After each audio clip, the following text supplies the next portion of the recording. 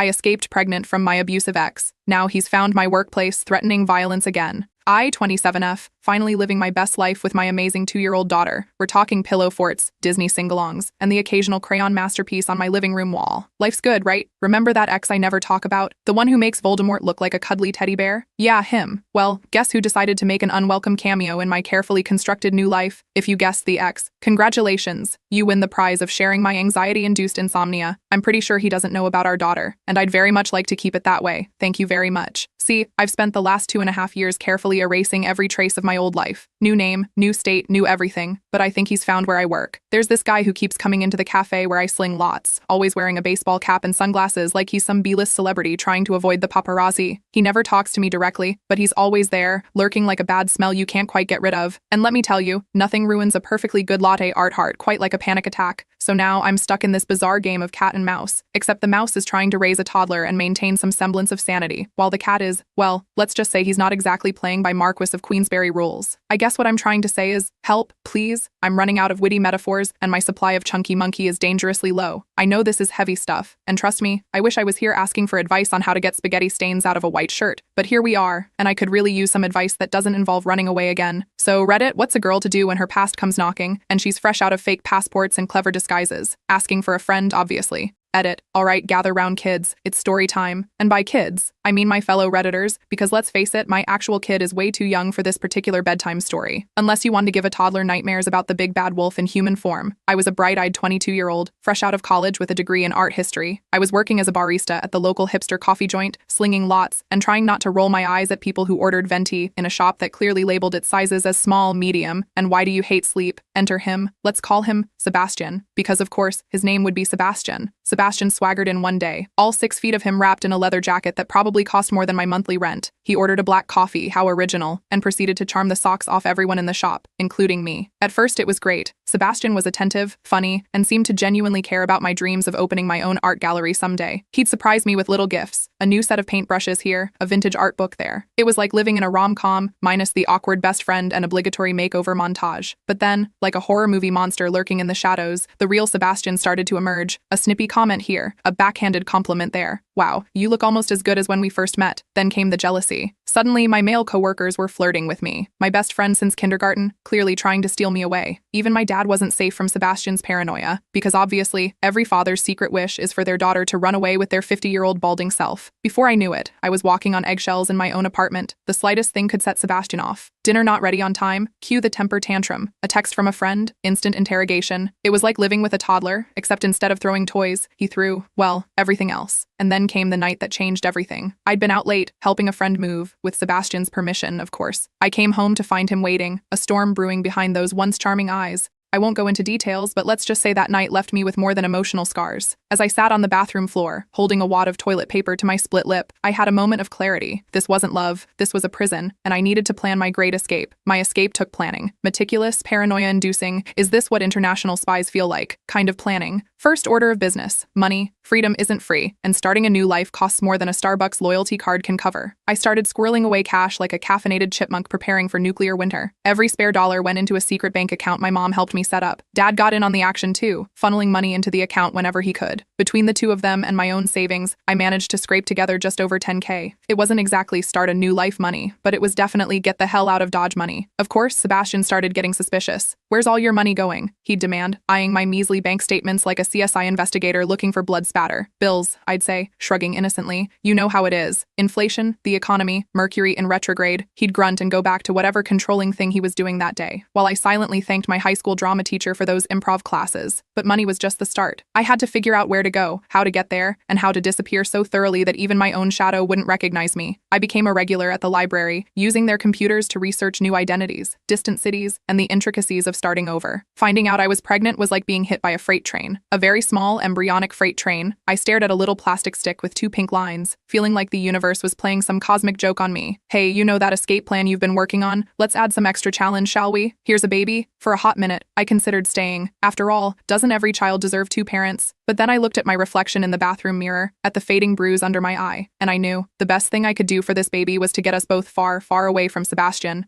so I adjusted the plan. Instead of Escape Plan for 1, it became Operation Protect Tiny Human. I was no longer just running for my life, I was running for 2. I waited until I was 4 months along to make my move. Why 4 months, you ask? Well, it was a delicate balance between not showing enough for Sebastian to notice, and please don't let me have morning sickness while I'm trying to flee. The day of the escape was like something out of a heist movie. I had everything timed down to the minute. Sebastian left for work at 7:30 a.m. By 7:31, I was throwing pre-packed bags into my beat-up Honda Civic. By 7:45, I was on the highway, heart pounding, constantly checking the rearview mirror like I expected to see a T-1000 in hot pursuit. There was a close call at a gas station 3 states over, where I could have sworn I saw Sebastian's cousin. I ducked into the bathroom and stayed there for 20 minutes, praying to every deity I could think of. But somehow, through sheer force of will and what I can only assume was the protective power of pregnancy hormones, I made it. 3 days, countless gas station bathrooms, and one very eventful night spent sleeping in my car at a Walmart parking lot later, I arrived at my destination. My new home was, well, let's just say it wasn't exactly the fairy tale castle I'd dreamed of as a little girl. It was a domestic violence safe haven shelter, which sounds a lot nicer than a place where women go when they've run out of options. But you know what? It was safe, and after years of walking on eggshells, safe felt like a luxury. The first few weeks were to trying to figure out how to be a whole new person. I changed my name, goodbye Jennifer, hello. Well, I can't tell you my new name, but let's just say it's not Jennifer. Got a new social security number, and started the process of becoming someone Sebastian could never find. Finding a job while visibly pregnant and with no work history was about as easy as teaching a cat to tap dance. But somehow, I managed to land a gig at a small local cafe. The owner took one look at my swollen ankles and determination-filled eyes, and decided to give me a chance. As my due date approached, the reality of my situation really started to sink in. I was about to bring a whole new human into the world, and I was doing it completely alone. No mom to hold my hand, no dad to pace nervously in the waiting room, just me, a bunch of nurses, and the distinct feeling that I was way out of my depth. But you know what? I did it. After 18 hours of labor, my daughter came into the world, and in that moment, holding this tiny, screaming bundle of joy and terror, I knew I'd made the right choice. The first year was, well, remember that feeling of being way out of my depth? Multiply that by about 1,000, add in sleep deprivation that would make CIA interrogators wince, and you've got a pretty good picture. There were nights I sat on the floor of our tiny apartment, baby wailing in one arm, a cold cup of coffee in the other, wondering if I'd made a huge mistake. But we survived. More than that, we thrived. My daughter grew from a tiny, colicky nightmare into a walking, talking, opinionated little person. I went from new girl at the cafe to reliable employee who maybe doesn't cry in the walk-in fridge quite so often anymore. We built a life, a good life. Not perfect, mind you. There's still the ever-present fear of discovery, the constant looking over my shoulder, but it's ours. And then, just when I thought we were safe, just when I'd started to relax, he found us. But that's a story for another time. Right now, I need to go make sure all the doors are locked. Again, for the 3rd time tonight, because when you've escaped the big bad wolf once, you never stop being afraid of huffing and puffing noises. Edit 2. It started on a Tuesday, because of course it did. Terrible things always happen on Tuesdays. I was at work, doing my usual dance of juggling coffee orders, wiping down tables, and trying not to look like a mom who'd been up since 4 a.m. with a toddler who suddenly decided sleep was for the weak. Just another day in paradise, right? The bell over the door chimed, and I glanced up out of habit. And then I felt it. You know that feeling when all the blood drains from your face and your stomach does a somersault that would make an Olympic gymnast jealous? Yeah, that. Because there, standing in the doorway like some twisted blast from the past, was a face I never thought I'd see again. A face that still haunted my nightmares. Sebastian.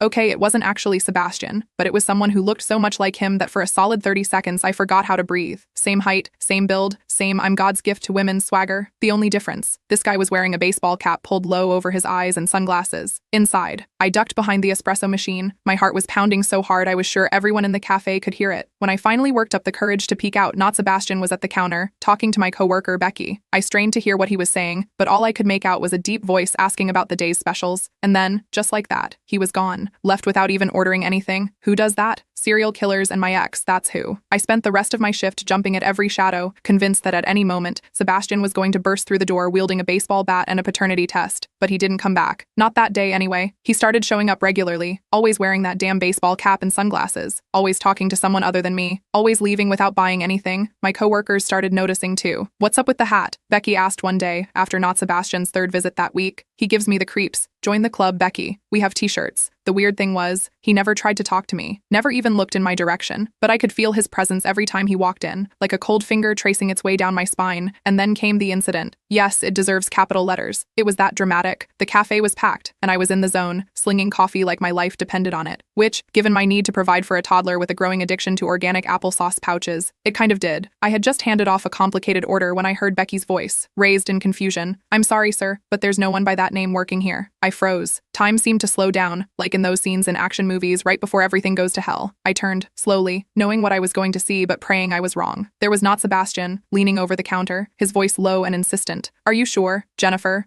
Miller, about 5'5", blonde hair, green eyes. She'd be about 27 now." My worst fears were confirmed. This wasn't some random creep with a baseball cap fetish. This was Sebastian, or at the very least, someone working for Sebastian. I don't remember much of what happened next. I vaguely recall mumbling something about needing air and bolting for the back door. I ended up in the alley behind the cafe, gasping for breath, my vision blurring with tears. This couldn't be happening. Not now. Not when we'd finally started to feel safe. I was jumping at shadows, convinced that every customer who walked into the cafe was Sebastian in disguise. I had more panic attacks than I care to admit, usually in really inconvenient places. Like that time I had to excuse myself in the middle of making a latte because I suddenly couldn't breathe. My coworkers were starting to notice. I caught them whispering, giving me concerned looks when they thought I wasn't paying attention. I wanted to tell them, to explain why I was acting like I was auditioning for the lead role in Paranoid Barista, the musical. But how do you even start that conversation? "Hey guys, remember that mysterious customer? Well, he might be my abusive ex who doesn't know he has a kid. Pass the sugar, please." And then, because apparently the universe decided I didn't have enough to worry about, the letters started arriving. The first one showed up on a Tuesday. Seriously, what is it with Tuesdays? I got home from work, exhausted and on edge as usual, to find an envelope waiting in my mailbox. No return address. Just my name, my old name, written in a hauntingly familiar scrawl. For a solid 5 minutes, I just stared at it, half convinced it would explode if I touched it. When I finally worked up the courage to open it, my hands were shaking so bad I nearly gave myself a paper cut. Inside was a single sheet of paper with 3 words, "I miss you." I had a full-blown panic attack right there in my living room, scaring my daughter so badly she started crying, which of course made me cry harder. It was a real mother-daughter bonding moment. The letters kept coming, once a week, like clockwork. Always the same envelope, always the same handwriting, always short messages that were probably meant to be romantic, but just came across as creepy as hell. "I love you. Come back to me. We belong together." I started dreading checking the mail. It got so bad that I bribed the teenager next door to get my mail for me. And then came the letter that nearly broke me. It was thicker than the others, heavier. When I opened it, a small object fell out onto my kitchen table with a soft clink. It was a key, the key to our old apartment. Attached was a note, "Come home." I lost it. Completely, totally lost it. I'm talking ugly crying, snot everywhere, the kind of breakdown that would make even the most dramatic telenovela actress say, "Whoa, dial it back a bit." This wasn't just some sick game. This wasn't a prank or a coincidence. This was real. Sebastian had found me, and he wasn't going to stop until he got what he wanted. I'd met Mike shortly after moving to town. He'd come into the cafe for his daily sugar and caffeine fix, and we'd struck up a friendship. He knew bits and pieces of my story, enough to know that I was running from something, not enough to put him in danger if Sebastian ever came asking questions. I was sitting in Mike's cruiser in the parking lot of a 24-hour Walmart at 2 a.m., spilling my guts about everything. The abuse, the escape, the baby, the mysterious baseball cap guy, the letters. Everything. Mike listened, his face growing increasingly grim. When I finished, he was quiet for a long moment, absently fiddling with the wrapper of his third donut. "Well," he said finally, "you've certainly been busy." I laughed. It was that or cry, and I was all out of tears. Mike's advice was not exactly what I wanted to hear. "You need to leave," he said, his voice gentle but firm. "If he's found you once, he'll do it again. And next time, he might not be so subtle." Leave? Again? The thought made me want to scream. We'd built a life here. My daughter had friends at daycare. I had a job, an apartment, a routine. The idea of uprooting everything again, of starting over from scratch. It was almost too much to bear, but Mike wasn't done. "And," he added, reaching into the glove compartment and pulling out a stack of papers, "you need to file for a restraining order." A restraining order? The nuclear option. Because nothing says stay away quite like a piece of paper, right? I thought about my daughter, peacefully asleep at home with the babysitter. I thought about the life we'd built, the friends we'd made. I thought about all the times I'd run before, and how tired I was of running. And in that moment, sitting in a cop car in a Walmart parking lot at 2 a.m., clutching restraining order papers and smelling faintly of day-old donuts, I made a decision. I was done running. It was time to fight back. But hey, at least I had a cop and a potential restraining order on my side. That's something, right? Right. Update 1. I was armed with nothing but my wits. A toddler with an uncanny ability to sense fear and a burning desire to never see Sebastian's face again. Time to lawyer up. Finding a lawyer when you're essentially in witness protection is about as easy as trying to herd cats while blindfolded. But somehow, through a friend of my police buddy, I managed to connect with a lawyer. Let's call her Matilda, because she turned out to be just as magical as Roald Dahl's telekinetic prodigy. Just as we were filing the charges, a laundry list including stalking, harassment, domestic violence, and probably jaywalking for all I know, guess who decided to show up at my work again? Yep, Sebastian the Impaler himself. I was in the middle of my shift, artfully pouring a heart into someone's latte, when I hear a commotion at the counter. I look up, and there he is, red-faced and bellowing like a bull who just got his tail pulled. Where is she? he's shouting, while my poor coworker, sweet little Timmy, who's barely old enough to drive, looks like he's about to wet himself. I bolted faster than a cat in a room full of rocking chairs, out the back door and into the alley behind the cafe. As I'm running, I'm fumbling with my phone, trying to call Matilda while simultaneously not tripping over my own feet. Just as I round the corner, I hear sirens. Turns out my coworkers aren't just pretty faces who can make a mean macchiato. They're also pretty quick on the draw when it comes to calling 911. And this, my friends, is where the universe decided to throw in a plot twist. I was standing there, trying to catch my breath and wondering if I can change my identity again. A car screeches to a halt next to me. The window rolls down, and I find myself face to face with Sebastian's dad. Now, let me give you some background here. Sebastian's dad, let's call him Bob, was always a bit of an enigma. He was quiet, kept to himself, and I always got the feeling he didn't quite approve of Sebastian's, well, everything. Bob looks at me, then at the chaos unfolding back at the cafe, and says in the most matter-of-fact tone, "Get in. We need to talk." I had to make a choice. Get in the car with my abuser's father, or take my chances with the angry bull currently being wrestled to the ground by Timmy and two cops. I got in the car.